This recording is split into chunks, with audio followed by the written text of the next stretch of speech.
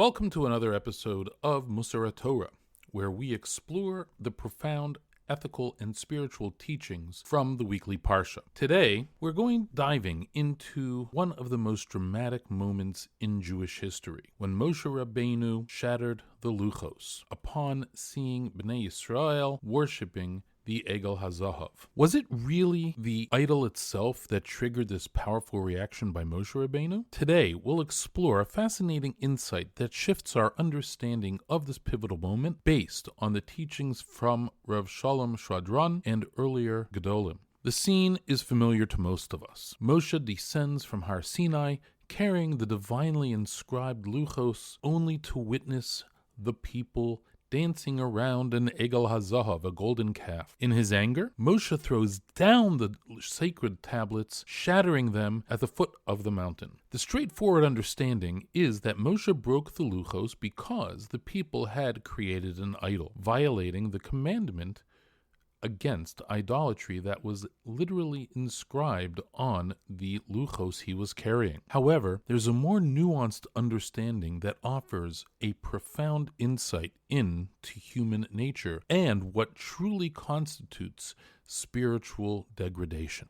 Rav Sholom Schwadron, the famed Maggid of Yerushalayim, shared a powerful insight he received from his Rebbe, Rav Moshe Mordechai Epstein, who served as the Rosh Yeshiva of the Chevron Yeshiva. And if I'm not mistaken, Rav Epstein was also the son-in-law of the Alter of Slobodka. This teaching focuses on the understanding of Perek Lamed Beis Pasuk Yud Tes. Let's examine the pasuk itself in English.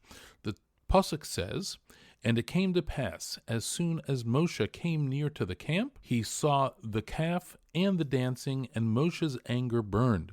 And he cast the tablets out of his hand and broke them beneath the mountain." Notice the sequence. Moshe sees two things: the Egel HaZahav and the dancing. According to Rav Epstein, it wasn't merely the creation of the Egel HaZahav that prompted Moshe to break the Luchos, it was witnessing the people's celebration around it. This is a crucial distinction. The creation of the Egel HaZahav represented a serious theological error in Avera, certainly. However, the dancing and celebration indicated something far more troubling, a joyful embrace of this error, suggesting the people weren't just confused or temporarily led astray. They were exulting in their deviation from the path of truth. The Ramban makes a similar point in his commentary on Devarim, Perek Tes Pasuk Yud Zayin. When recounting the entire incident in Sefer Devarim, Moshe says, in English, "And I took hold of the two tablets and cast them out of my two hands and broke them before your eyes." In his commentary, the Ramban explained that the breaking of the Luchos was specifically in response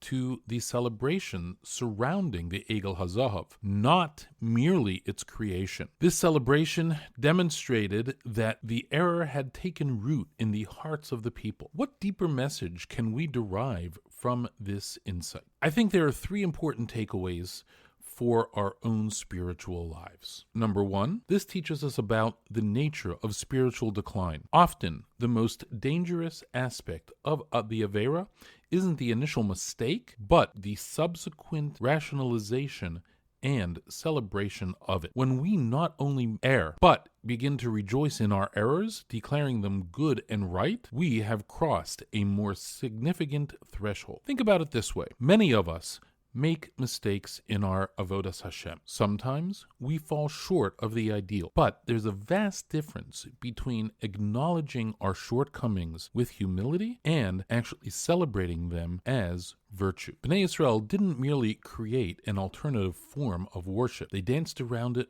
with joy. They took what should have been recognized as a spiritual compromise and turned it into a celebration. This transformation of error into joy is what truly shattered the possibility of receiving the Luchos at that moment. Second, this insight reminds us about the importance of our emotional orientation toward mitzvos and averos. How do we feel about religious obligations? Do we approach them with joy or as burdens? Conversely, how do we feel about our spiritual failures? With appropriate regret or with indifference or even pleasure. The luchos could not be given to a people who were not only making mistakes, but were celebrating those mistakes. The luchos represented a covenant, a relationship with Hashem based on truth. That relationship cannot exist authentically when falsehood is not only present, but is being celebrated. Like the Mesilas Yesharim teaches us, true spiritual growth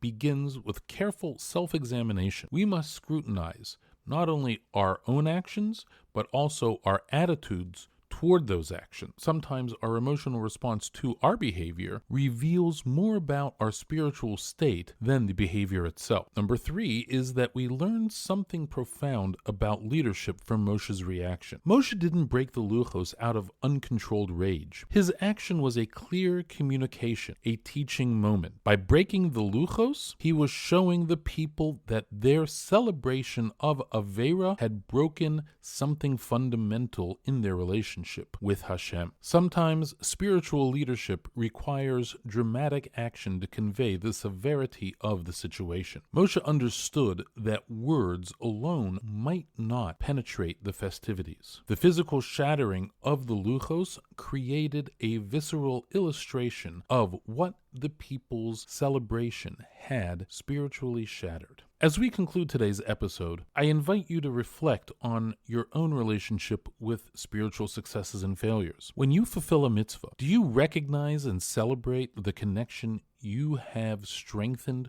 with Hashem? Conversely, when you stumble spiritually, do you maintain the appropriate perspective on that failure?